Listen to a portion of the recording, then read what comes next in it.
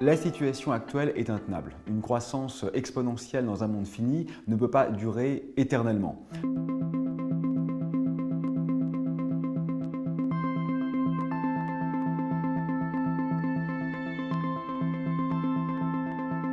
Alors que la science, depuis des décennies, nous explique la catastrophe qui est en cours, il est maintenant, pas dans 2 ans comme le dit l'ONU, pas dans 10 ans comme le disent les plus sages, maintenant, nécessaire de prendre les mesures radicales. Je crois que c'est indispensable que la réception du sérieux change de camp. On ne peut pas continuer à donner l'image d'écologistes qui sont des doudingues, qui sont des rêveurs, qui sont des idéologues ou des idéalistes, tandis que les économistes néolibéraux seraient les hommes sérieux en costume-cravate. Soyons clairs, être devant le gouffre et accélérer, ce n'est pas sérieux. Et c'est ce que nous recommandent, pas tous, mais un certain nombre d'économistes, c'est en tout cas le dogme dominant à l'heure actuelle. Je crois qu'il faut quand même rappeler que pour nous autres, être vivants, membres de la grande tribu des vivants, la seule attitude sérieuse, c'est précisément de tenter de continuer à sauvegarder la vie. Aujourd'hui, pratiquement plus personne ne doute de la réalité et de la dramaticité, pourrait-on dire, du changement climatique. Plus personne ne doute de l'extinction des espèces. Il n'y a presque plus de négationnistes. Ils sont ridicules, ils sont discrédités. Donc nous savons qu'un génocide contre la vie est en cours et pourtant nous ne faisons rien. C'est comme ça, pourrait-on dire. Donc la seule manière de nous sauver aujourd'hui, c'est que les dirigeants, c'est leur rôle, c'est pour ça que nous leur déléguons notre pouvoir, c'est pour ça que nous les élisons. Il faut donc qu'ils assument leurs fonctions et qu'ils nous sauvent. Ils sont très exactement là pour ça. S'ils ne le font pas, ils ne servent à rien. On ne peut plus accorder notre confiance à un pouvoir politique qui ne ferait pas de l'écologie sa priorité parce qu'un tel pouvoir nierait la vie en elle-même. On ne peut pas être gouverné par des gens qui nient la vie. C'est pas possible, personne ne souhaite ça. Donc nous avons voulu rappeler dans cette tribune que toute politique qui n'était pas prioritairement écologique était aujourd'hui caduque, parce qu'elle était tout simplement un crime contre l'avenir. Je pense qu'il faut des mesures coercitives. On ne peut pas continuer à faire semblant de laisser entendre que tout est compatible avec tout. Une croissance débridée n'est pas possible sans avoir des conséquences dramatiques sur la vie sur Terre, la vie humaine et la vie animale. Autrement dit, vraisemblablement, il faut effectivement s'opposer à un peu de notre liberté, à un peu de notre confort, mais c'est finalement pour avoir la possibilité de continuer à jouir d'une planète habitable. Quand on interdit à un ivrogne de prendre le volant, bien sûr, il le ressent comme une perte de liberté. Mais enfin, ça permet quand même de sauver la vie des enfants qui vont traverser la route. Et personne ne niera que c'est une bonne chose. C'est un peu pareil aujourd'hui. Nous avons des comportements, des attitudes qui sont létales, qui sont en train de tuer la planète. Eh bien, peut-être faut-il accepter de perdre un tout petit peu la liberté de ce confort, de façon à sauvegarder ce qui n'est quand même pas tout à fait un détail et qu'on appelle le monde. Bon, c'est bon. Ça va, il est fort, hein? Il est très très fort. Ce que j'aime, c'est la façon qu'il a de le... C'est ça. Alors, il y a un peu de montage quand on regarde le truc, mais il prend la parole, il dit une phrase beaucoup. Enfin, bah, merci Aurélien. L'idée qu'il a derrière la tête quand il va chercher 200 artistes, c'est bien d'aller influencer le grand public. Genre, ben moi, je suis fan de plein de gens, et quand ils font un truc, je me dis, ah, pourquoi il fait ça? Je vais réfléchir, je sais pas, c'est pas con, ça me parle. Ben, ça m'a influencé, ça m'a inspiré, et rien ne se perd, rien ne se crée, tout se transforme. Bon, bah, c'est ça qui suppose l'évolution, mais tous autant qu'ils sont pour vraiment essayer de venir nous chercher, nous, parce que c'est nous les plus nombreux. On continue, je pense que ça commence à bien rentrer dans nos petites têtes. Un autre prisme, c'est quelque chose qui est assez vieux, je l'ai découvert complètement par hasard en faisant toutes ces vidéos et en essayant d'en apprendre davantage sur tout ça, avant de mettre tout ça en place. Est-ce que quelqu'un connaissait le concept de la décroissance? Ben, c'est pour ça que je l'ai mis ici. Pour plusieurs, c'est notre système économique qui est responsable de ces dérèglements. Un système qui repose sur une croissance perpétuelle. Et donc, pour sauver l'humanité, certains appellent à la décroissance. Quoi? Je t'explique ça à l'instant. Qu'est-ce qui mène le monde? Et non, malheureusement. Le gouvernement met l'accent sur la relance économique. La relance économique. La relance économique. L'économie. Une économie capitaliste basée sur la recherche de la croissance infinie. Dans la logique actuelle, si l'économie d'un pays ou d'une entreprise ne croît pas ou même ne croît pas suffisamment vite, ça va mal. 2 trimestres négatifs de suite. Ça va de plus en plus mal. Alors, c'est officiel depuis 8h30 ce matin. Le Canada est en récession. On court après la croissance parce qu'elle permettrait d'augmenter le niveau de vie de tous. Mais c'est pas exactement ça qui se passe. L'an dernier, 82% des nouvelles richesses créées dans le monde sont allées directement dans les poches du 1% les plus riches. La croissance a donc creusé les inégalités. Pour générer cette croissance, on doit consommer plus que le mois précédent, plus que l'année précédente. Et pour ça, on doit produire plus. Plus on produit, plus on pollue, plus on épuise des ressources naturelles. Des ressources qui servent à fabriquer ce qu'on consomme, mais aussi à l'emballer, à l'expédier, à le livrer.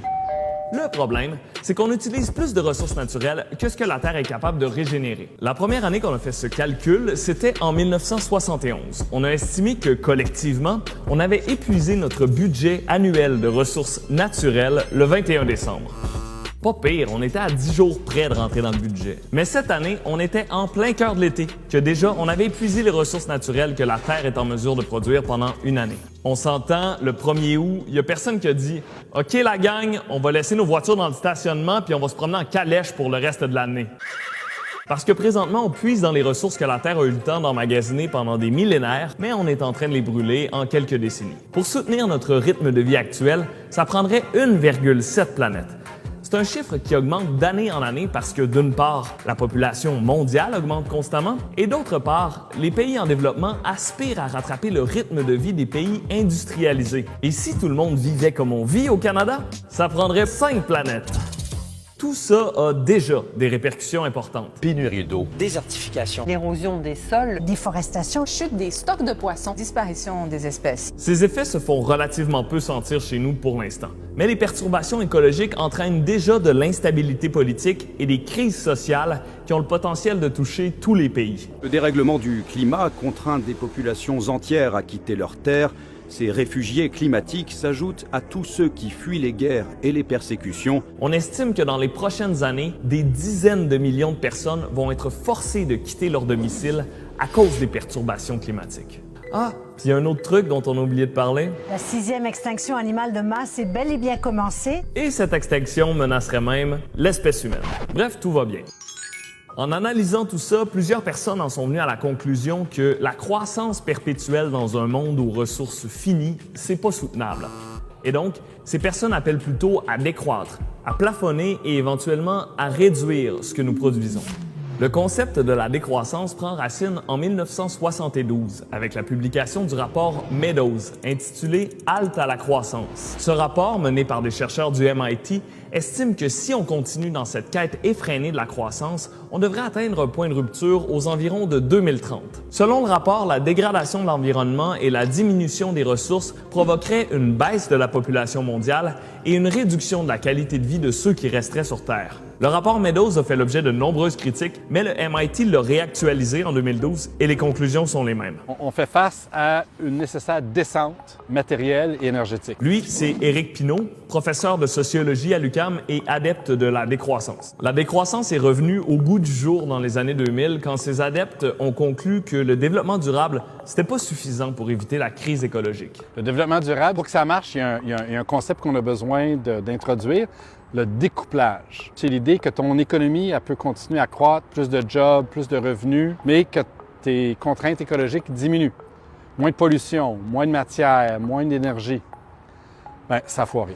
La décroissance, c'est une idée radicale parce qu'elle rejette les fondements mêmes de notre système économique. Si l'on voulait être rigoureux, il faudrait parler d'accroissance comme on parle d'athéisme. Et d'ailleurs, c'est très précisément d'une religion qu'il s'agit. La croissance est une véritable croyance, et donne lieu à un véritable culte. Décroître, c'est d'abord produire moins. Accepter d'avoir moins de possessions matérielles, mais aussi opter pour des objets plus durables. Par exemple, dans le courant de mon existence, tout indique que j'achèterai 6 réfrigérateurs. L'idéal, ce serait d'en avoir un seul, mais qui durerait toute la vie. Pour ça, il faut changer nos méthodes de production pour fabriquer des objets qui ont une plus longue durée de vie et qui sont plus facilement réparables. Si on produit moins, on consomme moins, donc on a besoin de travailler moins. Décroître, c'est aussi ça. Réduire le temps consacré au travail rémunéré. Ça libère du temps pour la vie en communauté. Une vie communautaire intense a créé des liens entre les familles du quartier. Ça libère du temps pour l'échange de biens et services, pour l'entretien et même la réparation de nos possessions matérielles, et pourquoi pas pour l'autosuffisance. Décroître, c'est faire moins, mais c'est aussi faire autrement. c'est carrément sortir de l'impératif de productivité où les humains sont des travailleurs destinés à faire rouler la machine économique. C'est reprendre le contrôle sur la façon de vivre nos vies. Décroître, c'est remettre en question la notion de propriété privée pour partager équitablement les richesses. Décroître, c'est acheter local. C'est implanter des circuits économiques courts, en agriculture, comme on le voit ces derniers temps, mais aussi en production manufacturière. Parce que ça prend beaucoup de pétrole pour que la paire de jeans qui a été fabriquée au Bangladesh puisse franchir les 12 000 km qui la séparent de ma garde-robe. Décroître, c'est donc relocaliser les activités de production qui ont été déplacées à l'autre bout du monde par la mondialisation. La décroissance nécessite de revoir notre rapport au transport, à la distance et à la vitesse à laquelle on vit. Bon, ça marche hein, comme il l'explique. Parce que c'est pas juste le mot décroissance qui fait peur. La sémantique qu'on lui prête, etc.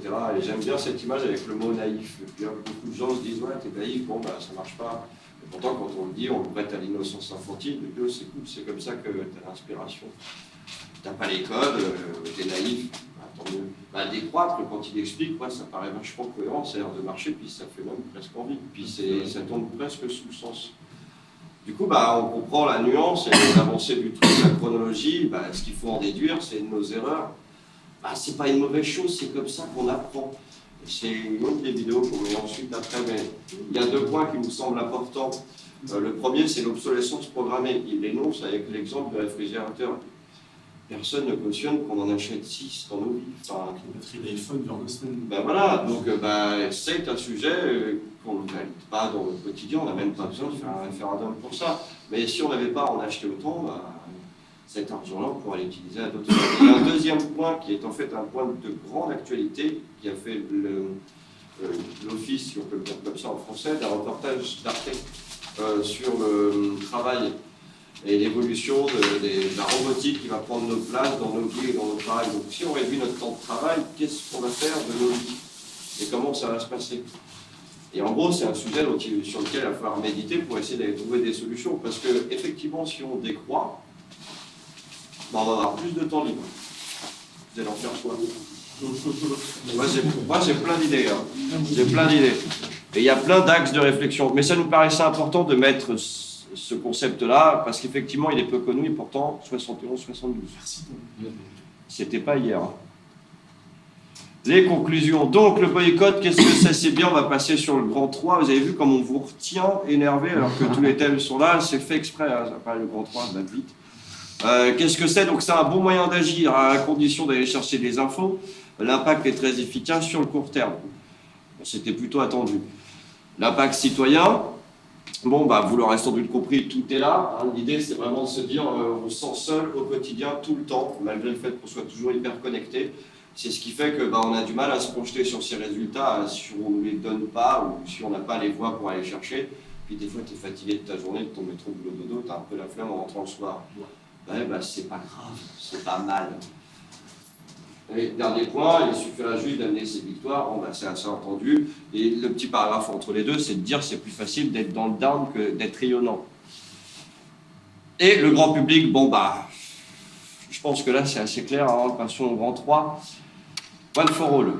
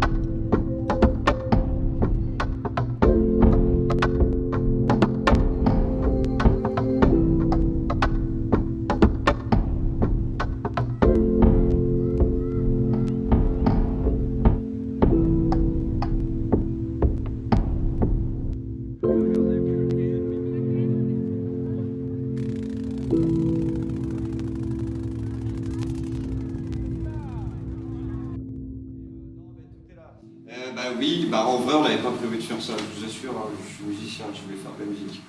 Bon, c'est bon de faire ça, voilà, merci d'être venu, c'était super cool. Donc, on va vous présenter One for All et le fil de pensée, tout est dit dans la vidéo, vous avez réussi à lire. C'était bien, c'était cool. Merci.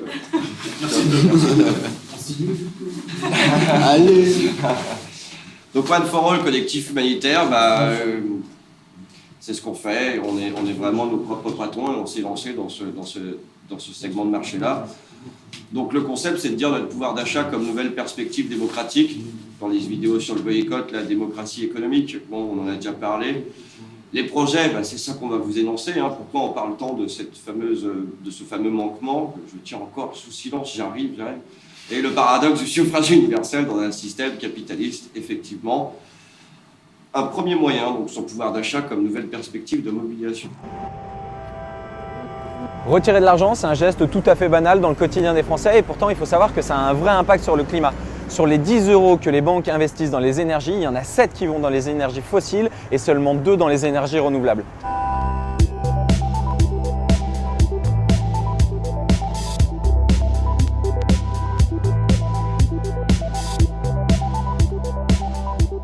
Par exemple, avec le livret Agir du Crédit Coopératif, je finance des associations à chaque fois que je retire de l'argent. Mais en fait, il y a plein d'autres manières de donner du sens à son argent et je vais vous montrer comment. Salut Romain. Merci. Moi Romain, j'ai pas envie que mon argent il fasse de l'argent. J'ai envie que mon argent il serve à la transition. Comment je peux faire? Toi, en tant que citoyen, tu peux venir à la nef, ouvrir un livret d'épargne. Notre job à nous, c'est utiliser l'argent que toi tu vas nous confier, on va regarder ça ensemble maintenant, pour trouver les projets utiles dans les énergies renouvelables, dans les filières biologiques, dans l'économie circulaire, dans l'emploi de personnes éloignées fortement du marché du travail. L'argent, on veut dire à nos épargnants où il va. Donc chaque année, on va publier un livret avec tous les projets qui sont soutenus chaque année par la nef. Ça, c'est par souci de transparence.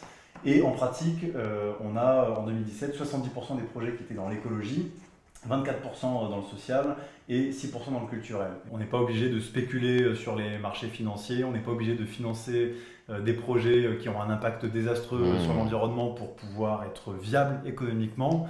Nous, ce qu'on veut montrer, c'est qu'en étant une coopérative financière qui se focalise sur le métier de banquier, le cœur de métier, c'est-à-dire collecter de l'épargne et financer des projets, on peut être viable économiquement. On a tous un compte courant, on a tous des livrets d'épargne et si chacun on décidait de se réapproprier ce pouvoir et de donner notre argent, de donner la responsabilité de gérer notre argent à des banques qui ont des vraies valeurs, des valeurs dans lesquelles on croit, qui veulent aussi, elles, accélérer la transition, là il y aurait quelque chose qui pourrait se passer.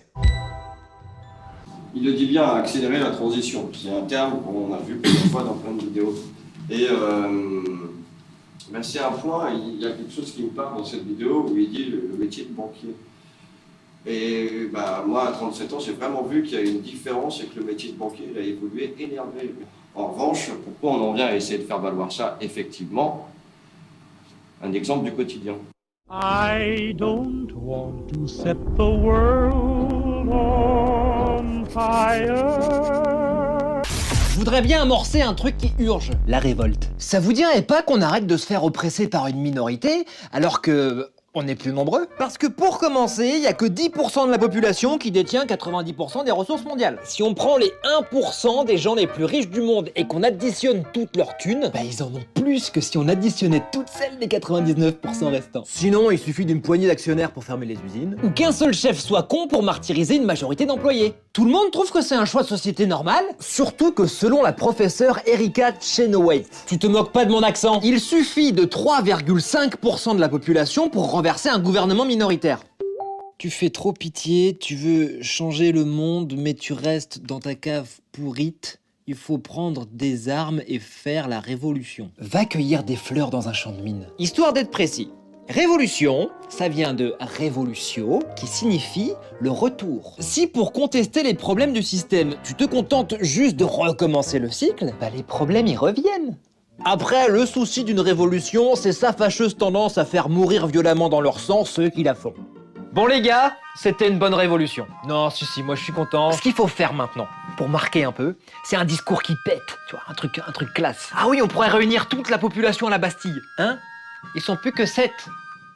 Non, bah faire ça chez moi du coup, hein. Faut ramener des chaises, c'est tout. Toujours selon elle, entre 1900 et aujourd'hui, les révoltes non violentes, en plus d'avoir rassemblé 4 fois plus de gens, sont parvenues à leur objectif 2 fois plus souvent que les révoltes violentes. Ce qui est logique, puisqu'au final, on est tous nés avec des capacités naturelles de résistance non violente. Alors que l'action violente, souvent ça fait mal, c'est moins facile et ça exclut une grande partie de la population. Allez Jérémy, tu prends ton pistolet et ton cocktail molotov et tu vas te mettre sur la barricade avec ta mamie. Allez vas-y, ouais, vas-y Jérémy. Oh, mamie, madame, plus haut le canon. Hein? Non, vous visez la pelouse là. Plus haut, voilà. Regardez. En gros, pour qu'une révolte soit efficace à long terme, l'idée, tu vois ce que c'est une idée? C'est de transformer la société, pas de la raser. Et si au lieu de la révolution, on essayait l'évolution? Vous trouvez pas que ce serait une révolte plus efficace? Parce que quand on regarde la définition de société, on trouve groupe d'individus unifiés par un réseau de relations, d'institutions et de traditions. Donc tu vois bien que la société, il y a toi plus les autres et qu'il y a une relation entre vous. Donc si tu te changes toi, bah ça change ta relation avec les autres et donc ton environnement. Du coup, si tout le monde décidait de se changer soi-même, bah ça ferait changer la société. T'as trop raison. T'as trop raison, on est assez nombreux pour commencer à faire un truc tous ensemble. On est 300 000 abonnés à ta chaîne sur internet. 300 000? Attends, mais 300 000, c'est plus que le plus gros parti politique de France. C'est 3 fois plus que ce qu'il a fallu pour prendre la Bastille. C'est plus que la population de 97% des villes de France. Non mais t'imagines 300 000 personnes qui se mettent à être responsables de leurs émotions? Ça fait minimum 600 000 engueulades en moins par jour. 300 000 personnes qui mangent un steak en moins juste une fois dans leur vie, ça économise 450 milliards de litres d'eau. Oh, par contre, 300 000 personnes qui votent blanc, ça continue de rien faire. Et 300 000 personnes qui refusent de faire la guerre, bah, c'est autant de soldats que dans l'armée française. On est 7 fois plus que l'armée canadienne et 9 fois plus que l'armée belge. Non mais vous imaginez si on se réunit tous au même endroit pour faire un truc? Franchement, ça vous dirait pas juste d'essayer de créer une société qui serait le produit de l'évolution bienveillante de chacun, à la place d'une société dont on est les produits dérivés?